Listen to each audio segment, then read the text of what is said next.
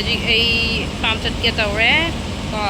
plate su yenge plate to ren da thado khare ba ko to hajik pam da khani lairani rai halani ako plate ta halani halagi che odam khani lairaga to gai dum ela ba thalani hajik yum lak pai nungai be nungai yamna sa di khara sa re ngaki ke but आगे दी फगर pony आगे खुसागा साइगी अखोई आसाम की खुसागा यामना खेतने अखोई नुसित यामना इंगना नुंगाई सिगना दुगे आदना साबगाई बे खुसा दुदी लोरे चाकथेक बे खुसानी अदो याम नुंगाई बे याम हरावी yum चतोरिनी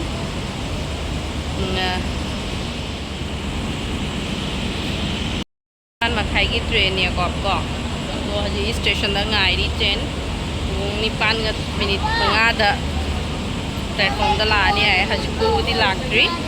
Guwahati दे सिलचरनी चतोइसे सुमे आम नुंगदांग की ट्रेन ओइबनिना फजना तुमे हजिक अयुक पुंग नोंगाले पुंग मरी तारे दो हजी युम थुंगनी ngатang लेरगा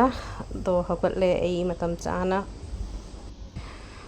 इपाम चटपगी हराव बगल ओइना सीट से मथकता फंगबसे आइना यामना हैनादो बाहायदो मथकता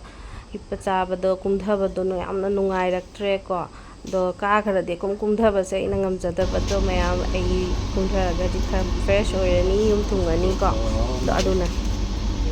वी अखोइ सिलचर यौरे हरावरे हजि अयुकी पुंग 8 तसाई अयुकी पुंग 8 मखाइ तारे अदो ai युम योबदा पुंग 9 का तारनी निपान मखाई तारनी ऑटो रखे नॉर्मल लौरनी दुगे चलनी को या हजे ऑटो तक में नोंगनी अपना चुरमनी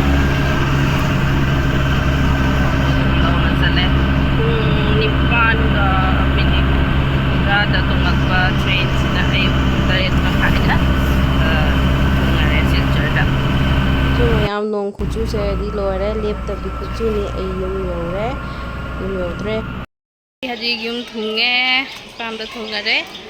द हजी स्कूल नि सिगै थंगी से स्कूल अखोइ हिथि मनिंग द स्कूल नि आबा दोन याम लांगे मी मे कना का इचे होइसु ला ई मी मे am ला ingasi पैदा असावा वारे हे ताक थंगत खरा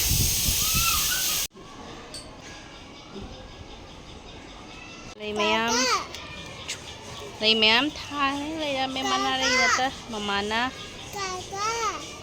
लay मैम तारी अस इस पता चुप फोरम में से कोई द हैप्पी दोइनी है ममान योरे काम नहीं से वीडियो मॉल में कोई आ जाओ वीडियो मॉल में तो कोई आ जाओ मामा ओइना लैरा मेन से आई लೈ सारिङै दा थौरम बस स्कूटी नि काय cái dáng nổ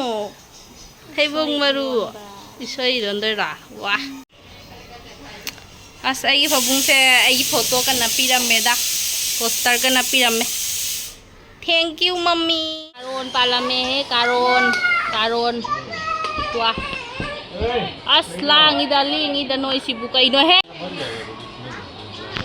देखो karon pale karon मथकता है ना उस मुल्ला आस लांग रहे नोई सिंह से वीडियो का चलना पी दे हाई सिंह आई नो मुल्ला आई नो मुल्ला फॉरेन दिन द हेक्टर तारे फॉरेन मनी प्लांट स्टेक हाँ बाबा लक्कीपुर लक्कीपुर की संगोलजन बाजार चक्के तौरी तो लान मरक सिगा काम की गाड़ी दनी कोई तंगल सो मैम नोंग खुसु सिगा वेदर सिगा एक बोराक टूरेल की अलर्ट लेवल दा लेरे अदो ngasi से लखीपुर संगोलजन बाजार नि दो बाजार दे एना फिरोन खरा पुगे तो बको अखोइ मिते फिरोल एलाबाद ता फंग बसिंग दो अदो मैम पुग होगे तो बनी अदुना मार्केट से चत्ता बयादना lakpani papaga aiga tawna lae ado kari phange yengage ngasi market ta mayang yengminarasi to mayam pot se importer oimanna ai lakta yadana market se jatlimni ko do hajik aina lai matam se khara jiriba momda su yam nungaina de ko aduna jamna risk oina lakpani dugai se akhoi Kolhapur sigi se jiribam se lambi se jiribam phawimi do mayam ai hajik pula tor thungdore bhai akhoi pula tor te laki bot tori camera का से नों चूरी का लोग है माथे ऊपर जा सके तो भी साफ सारे डायरेक्ट गाड़ी पंग रहे मची देख के चली तो मयाम बाजार यौरे बाजार से मही लांग लेरमे नों सिगा बाजार फजना फम देंगसी दो येंगसी करी करी लेबा पोच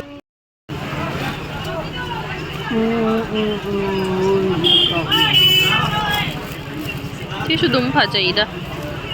machu se nau mitra tisu dum phajai mitra atang bright oi de do tan maksalli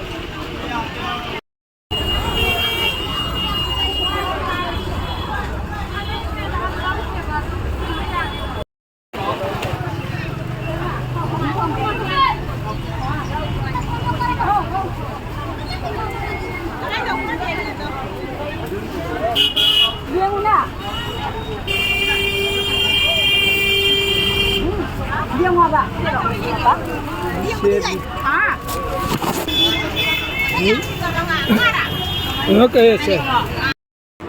Jadi phajai apa sih? Phajai apa? Ini son gitu na kuwan thakai son gitu na makha da tawbi da na tawbi doro na de gi pura makha da tawbi ni to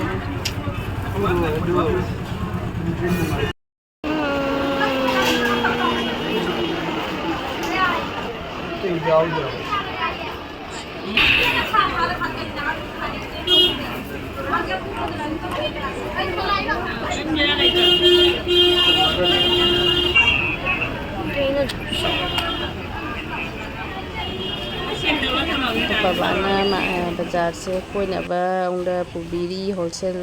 price दा फंग मफम दा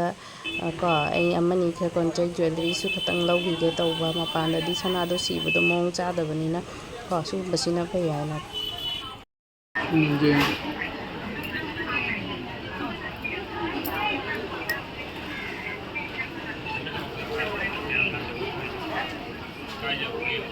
kana raba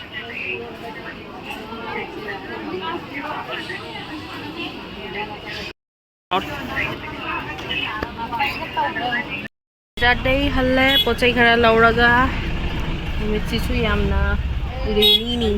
nong yam chuna bajar ka nungai raktre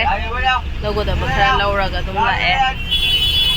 nong sam sathina chui singa kom chaw pura kain to ise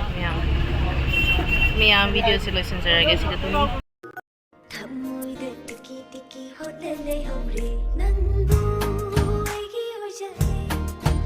Ya thopa